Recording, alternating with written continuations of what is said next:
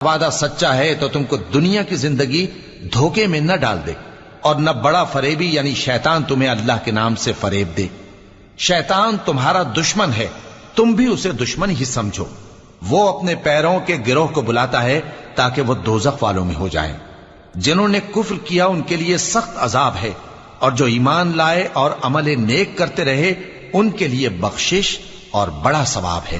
بھلا جس شخص کو اس کے اعمال بد آراستہ کر کے دکھائے جائیں اور وہ ان کو عمدہ سمجھنے لگے تو کیا وہ نیکوکار آدمی جیسا ہو سکتا ہے؟